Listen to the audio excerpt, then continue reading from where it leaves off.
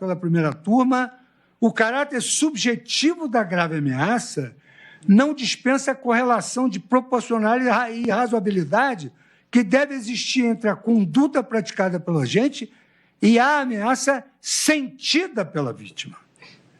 A propósito do artigo 359 do Código Penal, esse tipo criminaliza a violência ou grave ameaça empregada como um meio para tentar depor o governo legitimamente constituído. Meio para tentar depor o governo legitimamente constituído. A lei intitula esse crime como golpe de Estado, definido pela legislatura como captura ou tomada dos cargos públicos por força militar. Tomada, consistindo frequentemente em um ataque incruento pelo braço militar do Estado contra seu próprio governo. Essa é a definição da doutrina, essa é a definição de Paul Brücker, que classifica 3 tipos de golpe de Estado.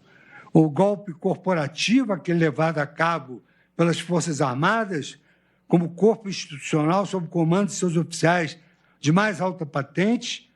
O golpe faccional, ou dos coronéis, aquele executado apenas por uma fração das Forças Armadas e, frequentemente, sob a liderança de oficiais de patente intermediária. E, terceiro, o contragolpe, aquele deflagrado contra o governo militar por uma facções de oficiais descontentes ou ambiciosos. Na ciência política, se explica que, ao menos desde a década de 90, deixou de ser aceitável tomar o poder por meio de golpe militar ou revolução, salvo quando essas rupturas têm como objetivo a democratização e são rapidamente seguidas por eleições democráticas. Por isso, tornou-se mais frequente a figura do autogolpe, que emerge por meio da apropriação pessoal do poder por um presidente eleito. Nessa situação, o presidente converte o eleitorado em instrumento do seu poder pessoal, no sentido de utilizá-lo como fundamento de uma pretensão de legitimidade democrática, a qual normalmente confirma ao conseguir reeleger-se. A professora Bárbara Guedes e seus autores e seus coautores denominam o autogolpe de autogolpe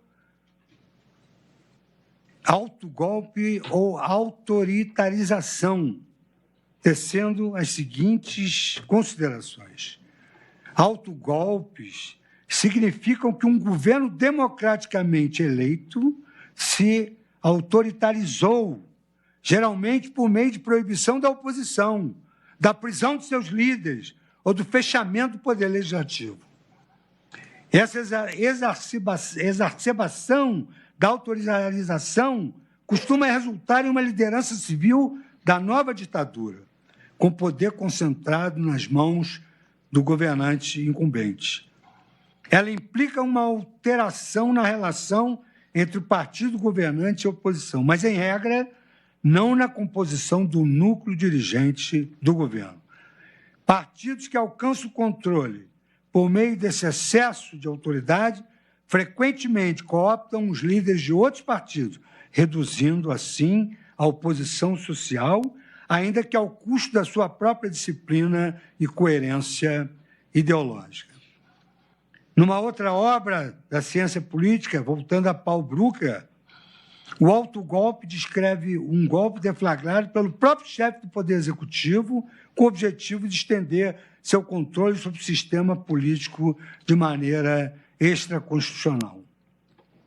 Ele pode envolver medidas tão drásticas e dramáticas quanto a suspensão da Constituição e a decretação da lei marcial, mas frequentemente assume a forma de um ato ou de uma série de atos mais limitados e sutis.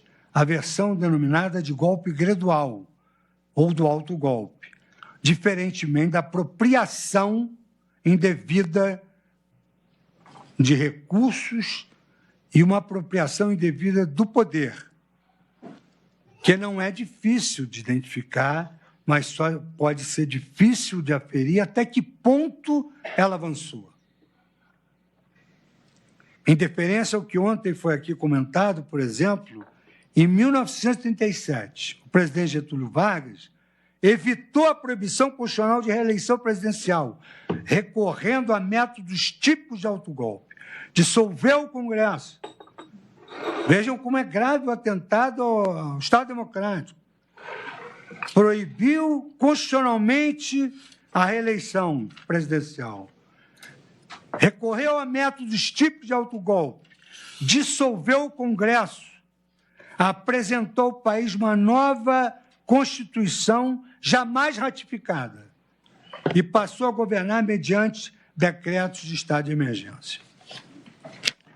Uma forma de golpe gradual que o plenário desta Corte já teve a oportunidade de examinar consiste na usurpação do patrimônio público por um governo eleito para a compra de apoio político necessário à sua manutenção no poder, desequilibrando a disputa eleitoral e desestimulando o surgimento de opositores.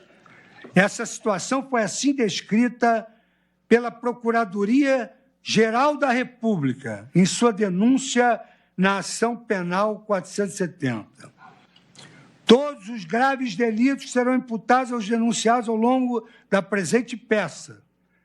Tem início com a vitória eleitoral de 2002 do Partido dos Trabalhadores no Plano Nacional e tiveram por objetivo principal, no que concerne ao núcleo essencial, não quero citar personagens, garantir a continuidade do projeto de poder daquele determinado partido, diz a Procuradoria-Geral da República, mediante a compra de suporte político de outros partidos políticos e do financiamento futuro e pretérito, com apagamento de dívidas de suas próprias campanhas eleitorais.